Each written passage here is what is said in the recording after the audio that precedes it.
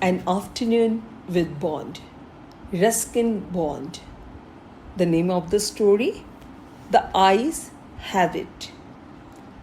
I had the train compartment to myself up to Rohana. Then a girl got in. The couple who saw her off were probably her parents.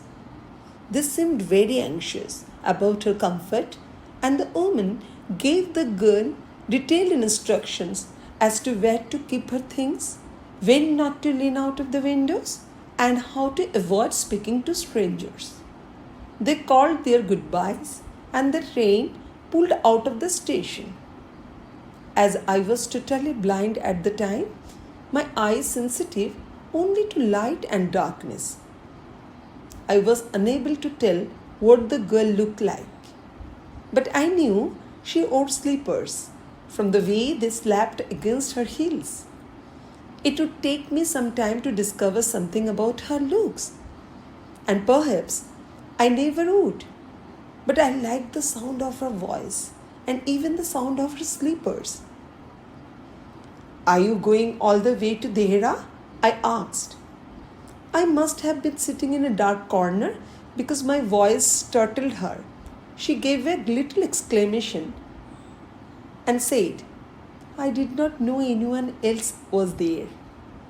Well, it often happens that people with good eyesight fail to see what is right in front of them. They have too much to take in, I suppose. Whereas people who cannot see or see very little have to take in only the essentials, whatever registers more tellingly on their remaining senses. "I did not see you either," I said, but I heard you come in." I wondered if I would be able to prevent her from discovering that I was blind.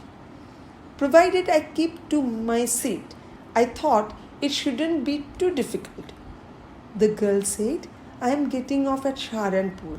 My aunt is meeting me there." "Then I had better not get too familiar," I replied. "Aunts are usually formidable creatures." "Where are you going?" she asked.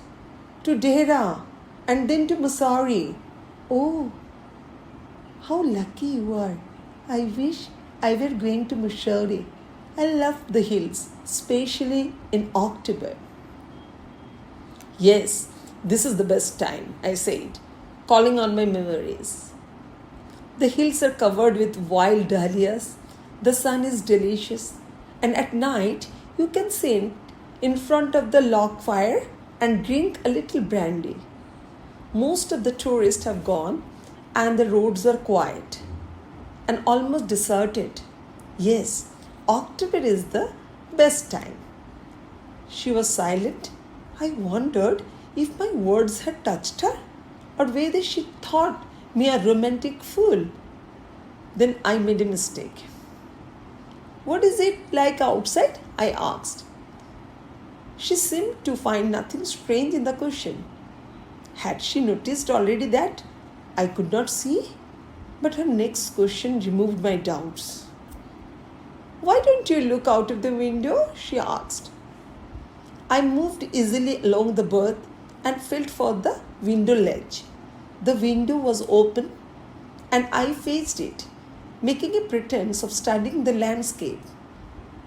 I heard the panting of the engine and the rumble of the wheels, and in my mind's eye, I could see telegraph posts flashing by. "Have you noticed," I ventured, "that the trees seem to be moving while we seem to be standing still?" "That always happens," she said. "Do you see any animals?" "No," I answered quite confidently. I knew that there are hardly any animals left in the forest near Dehra. I turned from the window and faced to the girl. And for a while, we sat in silence. "You have an interesting face," I remarked. I was becoming quite daring, but it was a safe remark. Few girls can resist flattery. She laughed pleasantly, a clear, ringing laugh. It's nice to be told I have an interesting face. I'm tired of people telling me I have a pretty face. Oh, so you do have a pretty face, thought I. And aloud I said, well, an interesting face can also be pretty. You are very gallant, young man, she said. But why are you so serious? I thought, then I would try to laugh for her. But the thought of laughter only made me feel troubled and lonely. We will soon be at your station, I said. Thank goodness, it's a short journey. I can't bear to sit in a train for more than 2 or 3 hours. Yet, I was prepared to sit there for almost any length of time just to listen to her talking. Her voice had a sparkle of a mountain stream. As soon as she left the train, she would forget our brief encounter, but it would stay with me for the rest of the journey and for the some time after. The engine whistle shrieked. The carriage wheels changed their sound and rhythm. The girl got up and began to collect things.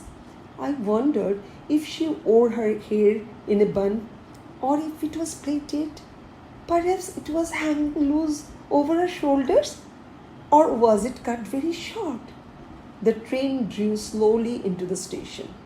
Outside there was shouting of porters, vendors, and a high-pitched female voice near the carriage door. That the voice must have belonged to the girl's aunt. Goodbye, the girl said. She was standing near close to me, so close that the perfume from her hair was tantalizing. I wanted to raise my hand and touch her hair, but she moved away. Only the scent of perfume still lingered where she had stood. There was some confusion in the doorway. A man, getting into the compartment, stammered an apology. Then the door banged, and the world was shut out again. I returned to my berth. The guard blew his whistle, and we moved off. Once again, I had a game to play and a new fellow traveler.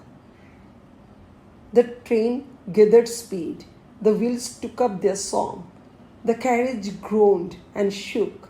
I found the window and sat in front of it, staring into the daylight that was darkness to me. So many things were disappearing. So many things are happening outside the window. It would be a fascinating game, guessing what went on out there. The man who had entered the compartment broke into my reverie. You must be disappointed, he said. I am not nearly as attractive a traveling companion as the one who has just left. She was an interesting girl, I said. Can you tell me, did she keep her hair long or short? I don't remember, he said, sounding puzzled. It was her eyes, I noticed, not her hair. She had beautiful eyes, but they are of no use. She was completely blind. Didn't you notice?